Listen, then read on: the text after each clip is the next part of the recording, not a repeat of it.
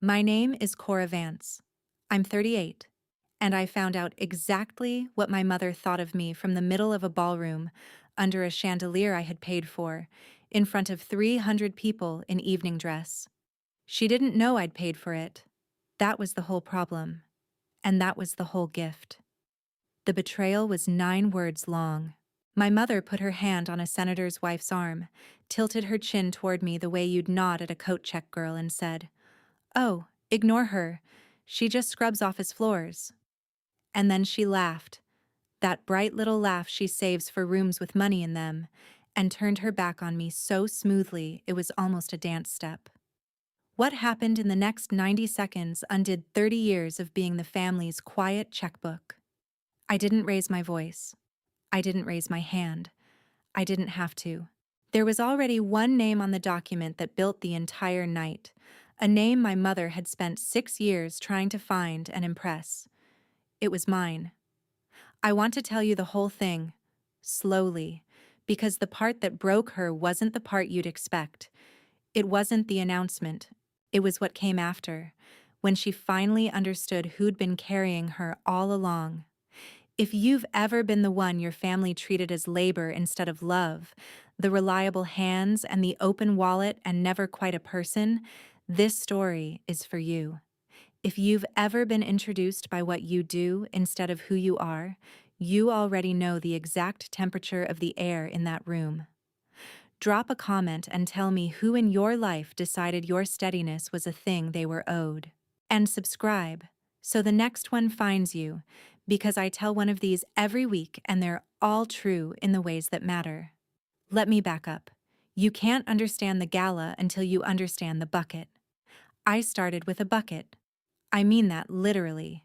I was 24, 2 semesters short of a business degree I paid for myself by waiting tables, and I'd just been laid off from a job filing insurance claims, a dentist I cleaned teeth for, a doctor. Okafor with an office above a bakery mentioned his cleaning service had quit on him without notice. I said I'd do it. I didn't know what I was doing. I bought a mop, a bucket, a caddy of supplies from a restaurant wholesaler, and I cleaned that office every night after it closed for $200 a week. I was good at it. Not glamorous good. Good the way a thing is good when it's done completely and on time, and nobody has to think about it twice. Doctor. Okafor told the orthodontist down the hall. The orthodontist told the accountants on the 3rd floor. By the end of that first year, I had 11 accounts, and I'd hired my first 2 employees, a woman named Rosa Mendez, who is still my operations director today, and her cousin. I'm going to give you the exact numbers because I want you holding them the way I held them. That first full year, the company I would eventually call Brightline cleared $41,000 in revenue. The next year, 90. The year after that, we crossed 200,000 and I signed our first office tower. 14 years later, Brightline Facilities Group has contracts in 3 states, 412 employees, and a payroll I meet every 2 weeks without fail because those 412 people have rent and kids and car payments, and they are mine to protect. I read every contract we sign myself. I read contracts the way other people read the weather, looking for the line that's going to ruin somebody's month. Floors don't lie to you. A floor is either clean or it isn't. There's no favoritism in a floor. That's the part I want you to hold. I am not a woman who got lucky. I am a woman who got up. But here is the thing my mother taught me to do. The thing that took me 38 years to unlearn. She taught me to apologize for it. The first time was 13 years ago. The company was barely a year old. We were at a dinner for my sister Brooke's engagement, the first of 3 engagements that wouldn't last, and a man at the table, the fiancé's father, asked me what I did. Before I could open my mouth, my mother answered for me. "Oh, don't put that on a place card," she said, and she did the laugh. "She scrubs office floors. Brooke's the one in fashion. She scrubs office floors." I have carried that sentence for 13 years. I carried it the way you carry a stone in your shoe that you've decided is just part of how walking feels now. You need to understand my mother to understand the Gala. So let me draw her. Vivian Vance is 64 years old, and she has spent her entire life one rung below the room she wants to be in. She married my father, Walter, a regional sales manager for a paper company, because in 1985 he looked like a man who'd be somebody. He was kind and he was tired and he was never going to be somebody, and she has punished him for that gently, daily, for 40 years. My father is the second person you need. Walter is the kind of man who almost says the right thing.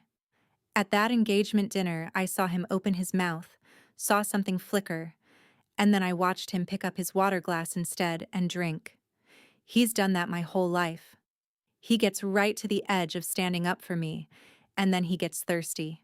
I'm telling you that now so you're braced, because it never changes. Not even at the end.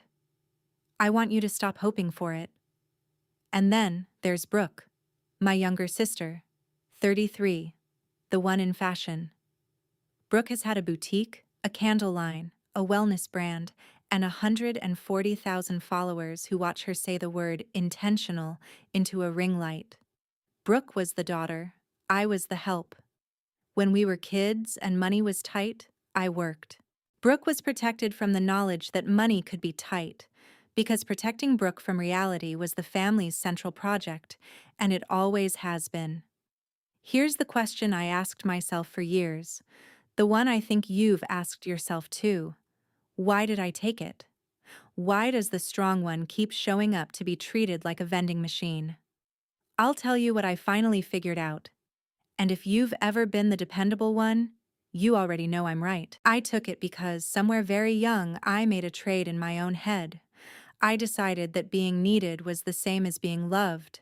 I decided that if I was useful enough, indispensable enough, paid enough of the bills, then one day the love would arrive as a reward for good service. So I kept paying. I kept thinking the next invoice would finally buy me a seat at the table instead of a job clearing it. Let me tell you what I paid. This is where the numbers start to matter, and I want them to add up for you the way they finally added up for me. 11 years ago, my father had a heart attack. The surgery and the recovery and the cardiac rehab came to $61,000 that his insurance fought him on. I wrote a check. My mother told the relatives that Walter's investments came through. She could not bring herself to say her floor-scrubbing daughter had saved his life, so she invented a portfolio instead. When the second mortgage on their house got away from them, I paid it off. $94,000. My mother told the bridge club they'd finally gotten the house squared away. Squared away. Like furniture. When Brooke's boutique failed the first time, I covered the lease default. $40,000. When it failed the second time, under a different name, with the same handwriting on the business plan, I covered it again. $35,000. $75,000 total for a woman who has never once asked how my work was going. And then, there were the years of country club dues my mother could not actually afford but could not live without. The initiation fee and the monthlies, because the club was the lobby of the room she wanted to be in.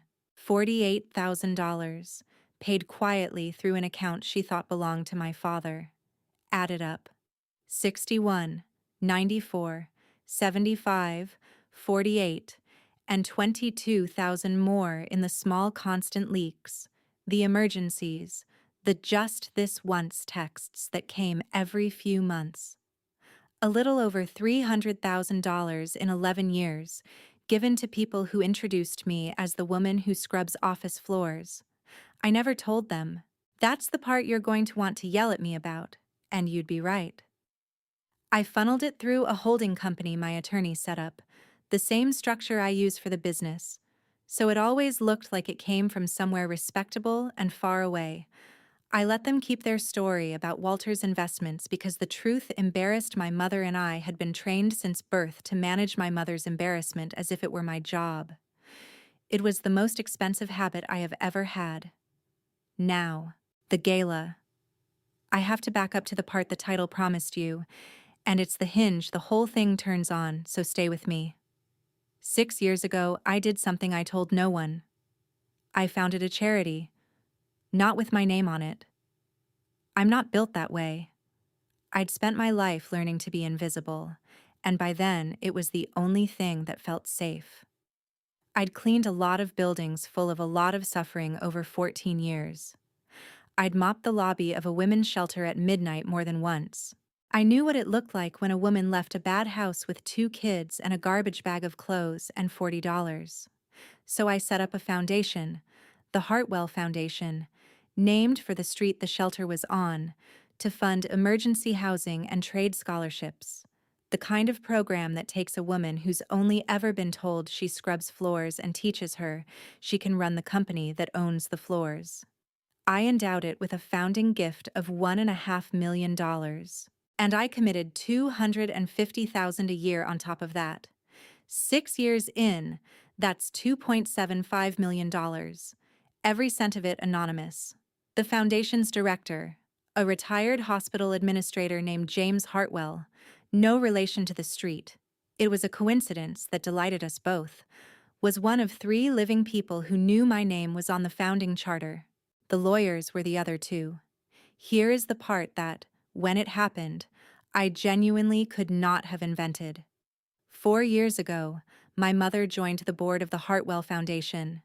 She had no idea it was mine. She joined because it was new money, and clean, and well run, and the kind of board that got your photograph in the regional society pages standing next to a senator's wife. She joined to climb. For 4 years, my mother has been on the board of my charity, taking credit at cocktail parties for the work we do, and spending an obscene amount of energy trying to discover the identity of the foundation's anonymous founding donor, the mystery benefactor, so she could finally meet someone important enough to matter. She was chasing me. For 6 years, she'd been chasing the one name she most needed to find, and she was so certain it had to be old money, a quiet billionaire, a retired judge, that she never once looked across her own dinner table. If you've ever sat in a room while someone hunted for a hero and never once suspected it was you, comment the word receipts. And if you keep your own, if you're the one who quietly kept everyone afloat and let them tell a prettier story about where the money came from, then pull one of your bank statements tonight, just one, and add up a year. I want you to know your real number before this video ends. Subscribe so you're here when this lands, because the next part is where my mother grabs the wrong arm in the wrong room and starts a sentence she will never finish living down. I knew about the gala for months. I helped plan it, in my way, from the shadows, which is to say, I funded it. The annual benefit was the foundation's biggest night, 300 guests at $2,000 a plate, a ballroom downtown, the senator, the press, the works. James asked me, as he asked me every year, whether this was finally the year I'd let him introduce me.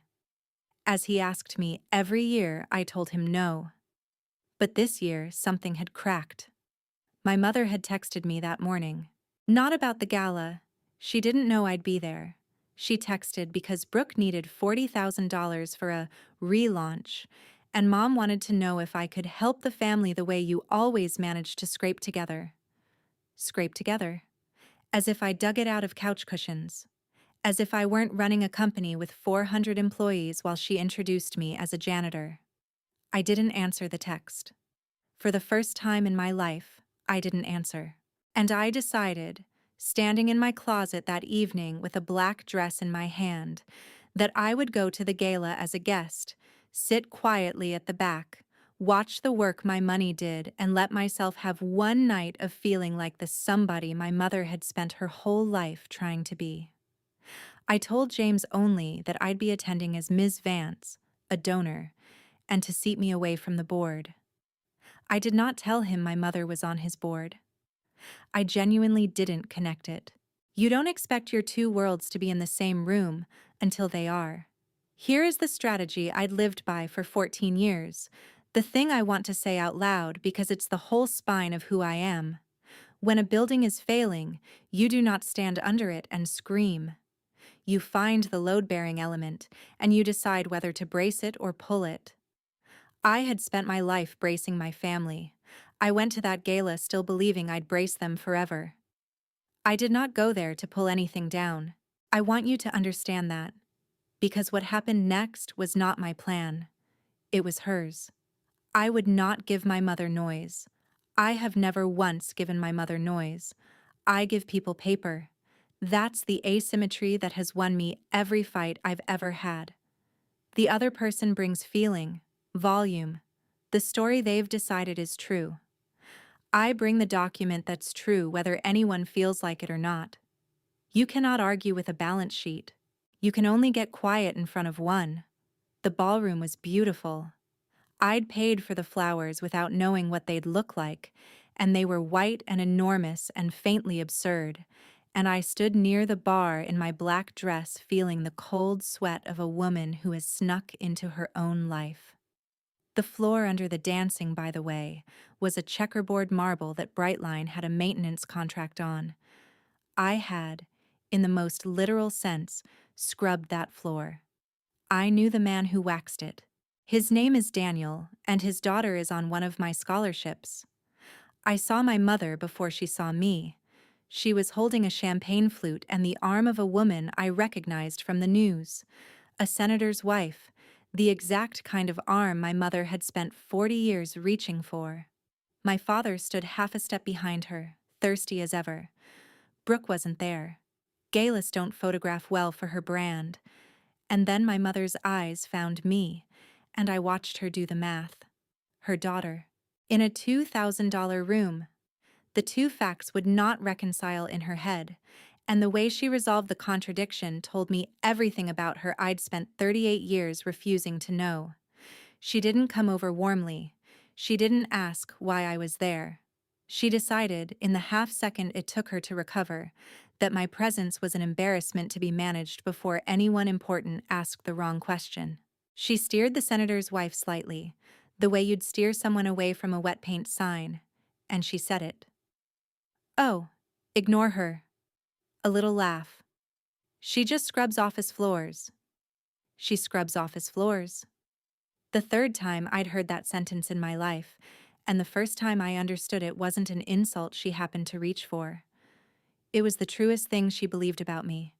To my mother, I had only ever been the help that got above itself. I want to tell you that I felt rage. I didn't. Not the hot kind. I felt that strange flat clarity I get when a contract finally shows me its real teeth. The cold quiet of a thing becoming simple. Everyone expects the woman who gets humiliated at the party to flush and stammer or to make a scene. I didn't. I just stood very still and let it be true in the air for a second, because I knew something none of them knew, and knowing it made the whole room tilt under me like the deck of a ship. If you've ever stood in a room holding the one fact that would change everything and chosen, for one more breath, to simply hold it, you know exactly the silence I'm talking about. I didn't say a word. I want you to remember that, because it matters for what comes next. I didn't defend myself. I have never once defended myself to my mother, and I wasn't about to start in a ballroom. I just turned to set my own glass down on the bar, planning, honestly, to leave, to go home, to brace the building one more night. And that's when James Hartwell walked up. James is 71 years old, and he has the kind of face that has made hard phone calls for a living and stayed kind anyway. He'd been crossing the room to greet a donor, and the donor he was crossing the room to greet was me. He didn't know my mother was the woman standing next to me. He only knew that the most important person in that building, the person without whom not one flower or plate or scholarship existed, was about to slip out the side door, and he wasn't going to let that happen on the one night a year he had me cornered. He didn't hear the floor scrubber line. He just arrived in the middle of it, beaming, and he did the thing I'd told him for 6 years he was never allowed to do. He took my hand in both of his, turned slightly so the senator's wife could see, and said, warmly, to the whole little circle, "Vivian, I see you've met our founder. I keep trying to get her to stand up and take a bow, and she keeps threatening to fire me." He laughed, delighted, oblivious.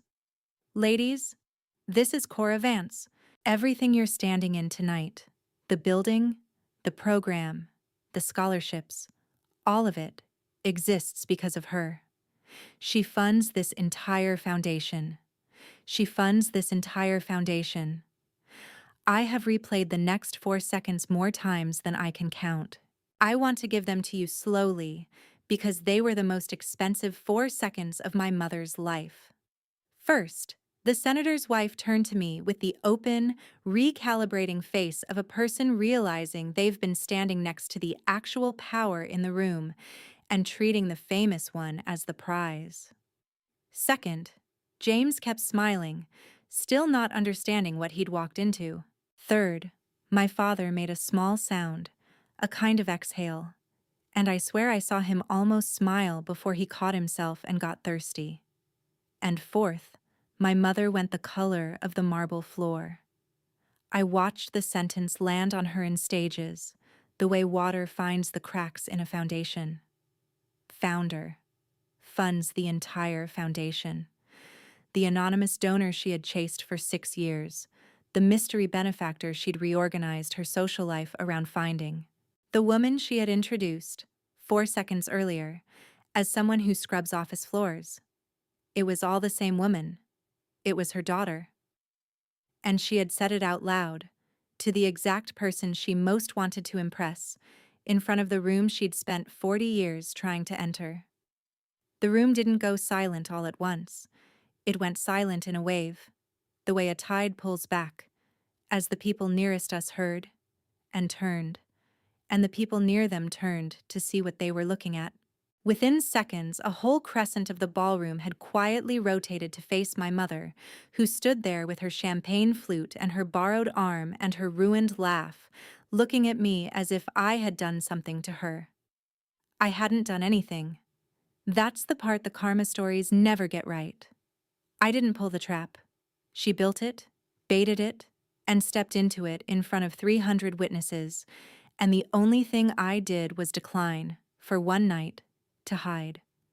I did not make a speech. I want you to understand that part because everyone braces for the heroine to grab the microphone and tear her mother apart, and I didn't. And the not doing was the whole point. I have never won anything by being loud. I gave her paper, not noise, my entire life, and I gave it to her again now, except the paper this time was simply the truth, sitting in the open where she could no longer pretend it said something kinder. I smiled at James, the way you smile at a friend who has just accidentally set off the thing you'd spent 6 years carefully not setting off, and I said, gently, "He's exaggerating." And then, because the senator's wife was looking at me and not at my mother, because for 1 second the most important person in the room was the floor scrubber, I added, just to James, just loud enough, "It's a beautiful night. The floors look perfect. The floors look perfect. I know the man who waxes them. I have waxed them myself." My mother heard it. Of everyone in that crescent of people, she was the only one who understood that I had just taken her cruelest sentence, the one she'd used on me for 13 years, and laid it down on the marble between us, face up, finished. It's handled, I thought. After 30 years. It's handled. Now. Here is where I have to warn you about something, the same way I'd want someone to warn me. The part of this story that you are hoping comes next, the part where my mother turns to me with tears in her eyes and says she's sorry, that she sees me now, that she was wrong, never comes. I want you braced for that because I wasn't, and I spent the next morning waiting for a phone call that proved I still hadn't learned a thing. What happened instead is that everyone turned against everyone, the way a structure does when you finally pull the one piece that was holding the rest in compression. The senator's wife, gracious and quick, asked me 3 real questions about the scholarship program, and gave my mother her back. Not cruelly. She simply reallocated her attention to the person who mattered, which is the only language people like my mother have ever respected. And watching my mother receive it was like watching someone get the bill for a meal they thought was free. James, finally registering the temperature, looked between my mother and me and went pale himself as the pieces clicked. Vivian Vance, board member, and Cora Vance, founder. He'd been working beside my mother for 4 years while she took soft credit for my money, and now he understood she'd never known, and that I'd never told him, and that I'd let her sit on my board out of some twisted instinct to keep bracing her even there. He took my elbow and said, very quietly, just to me, "I'm so sorry. I didn't know." I told him it wasn't his fault. It was mine, for hiding so well that the truth could only ever come out as an accident. My mother found her voice on the car ride, which I know because she called me 11 times before I got home and left 3 messages. I'm going to tell you what was in them, because they're the whole woman in miniature. The first message was hurt. How could I humiliate her like that?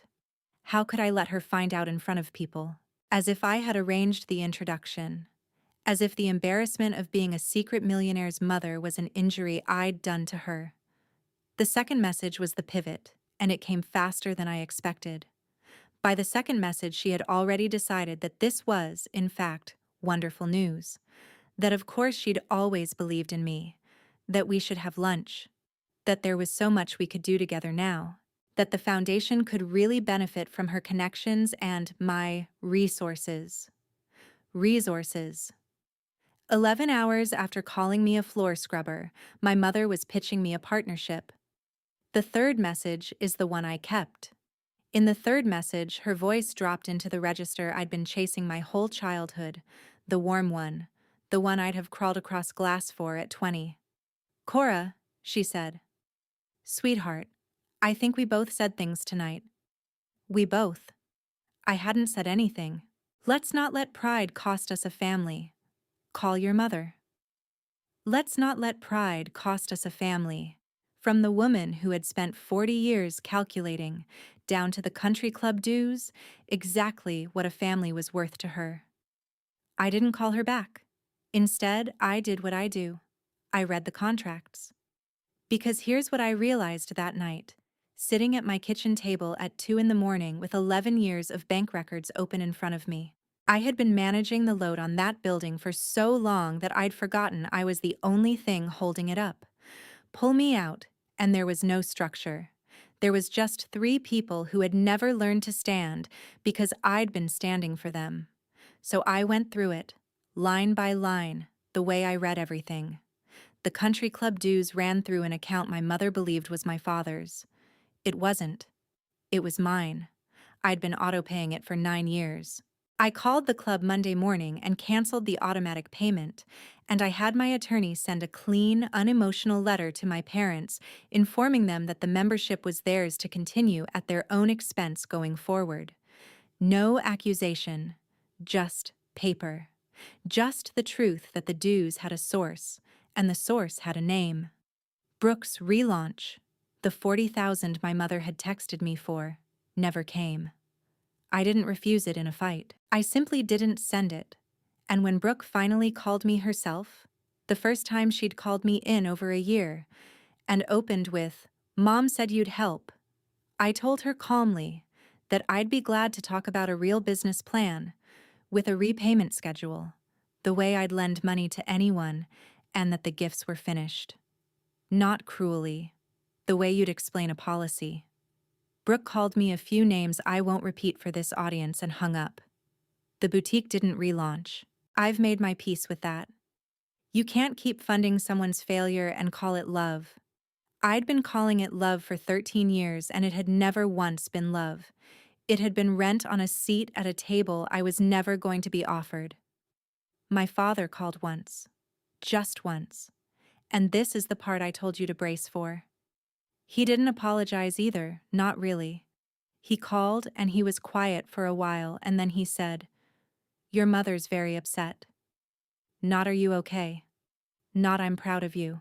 Not I should have said something at that dinner 13 years ago, and the engagement dinner, and the heart surgery she lied about, and 100 Sunday afternoons. Your mother's very upset. He got right to the edge of being my father, and then I heard him pick up a glass of water and drink, and I understood he was going to be thirsty until the day he died, and that I had to stop standing at the bottom of the stairs waiting for him to come down. I told my father I loved him. I do. And then I told him I wasn't going to be the family's bank anymore, and that I hoped they'd be all right, and I meant that too. Here's how it settled, because I know you want each thread tied off, and so did I. My mother stayed on the board for exactly one more meeting. James, to his enormous credit, didn't push her out. He didn't have to. A board seat that exists to borrow someone else's importance becomes unbearable the moment everyone knows whose importance you were borrowing. She resigned by email, citing personal commitments, and I let her have the clean exit because mercy, real mercy, is the thing you give the person who'd never give it to you. That's not weakness. That's the difference between us, and it's the only score I've ever cared about keeping. My parents kept their house. I want to be very clear about that, because the version of this story where I take the house is a worse story and a worse person. The second mortgage I paid off 11 years ago stays paid. I'm not a ghoul. They live there still, in the house my money cleared, and they will never again get a wire from me. And both of those things are true at once, and I'm at peace with both. The country club, they let lapse. I heard, through the cousin, through Aunt Diane, who read the whole room that night and has been telling the truer version of it at every family gathering since, that my mother told the bridge club they'd decided to step back from all that. Step back, as if it were a choice. Aunt Diane, bless her, tells people what really happened. Aunt Diane is the reason the truth travels at all in my family, and I love her for it. Brooke and I don't speak right now. I left the door open. I told her the loan offer stands, with terms, whenever she's serious, and that I'd celebrate the day she built something real. I think she'll call eventually, when being angry at me stops being profitable. When she does, I'll answer. But I'll answer as her sister, not her sponsor. And those are different jobs, and I'd been doing the wrong one for 13 years. The 412 people at Brightline never felt a thing, which was always the point. I will tell you what I refuse to let this cost. I refuse to let it touch the foundation, or the shelter, or the scholarships, or one single woman walking out of one single bad house with a garbage bag and $40. Daniel still waxes the marble. His daughter graduates next spring. The work my money does in the world is the only inheritance I care about leaving, and I will fund it until I'm dust.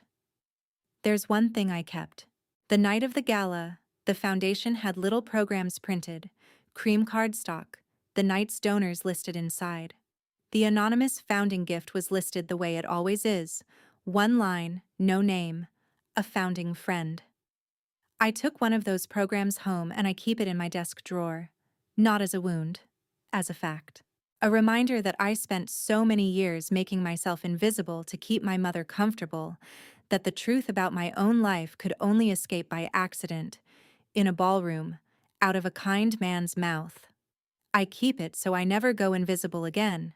Here is what I finally understand, and it's the only lesson I've got. So I'll give it to you straight. The people who call you the strong one, the reliable one, the one who'll always find a way to scrape it together, are very often just telling you the name of the person they've quietly decided they will never, ever have to carry. My mother called me a floor scrubber for 13 years, not because she didn't know what I'd built. She called me that because the day she admitted what I'd built was the day she'd have to admit she'd been standing on me the whole time. And a woman who has spent her whole life one rung below the room she wants would rather grind her daughter into the floor than admit her daughter is holding up the building. I scrubbed floors. I'm proud of it. I know exactly what every floor in that ballroom cost, down to the wax, because I am the woman who paid for all of it. And the only person in that room who'd never once pretended to be something she wasn't was the one being introduced as the help. So here's what I want you to do tonight. And I mean it as more than a line. Find the place in your own life where you've been calling something love that's only ever been a bill. The relative who only calls when they need. The role you've played so long you've forgotten you were ever offered it instead of assigned it.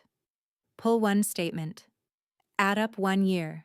Learn your real number, the way I learned mine at a kitchen table at 2 in the morning, and then decide, with no shouting and no scene, whether you want to keep paying it. You don't owe anyone your silence. You don't owe anyone the prettier story about where the money came from. And no is a complete sentence, even when, especially when, it's aimed at the people who taught you to say yes. If this reminded you of someone, the one who scrapes it together while everyone else takes the credit, send it to them tonight. They need to hear that the strong one is allowed to put the building down. Drop a comment and tell me the sentence your family used on you, the one you've carried for 13 years, because I read every single one, and you are not as alone in this as they made you feel.